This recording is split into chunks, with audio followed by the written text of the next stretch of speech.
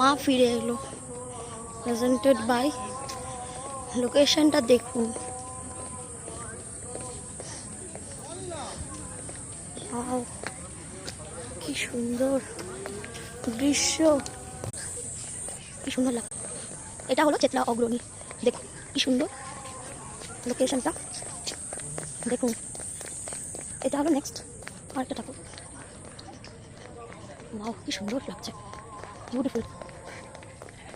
এই দেখুন কি সুন্দর লাগছে, সংরক্ষণ করে রেখেছে।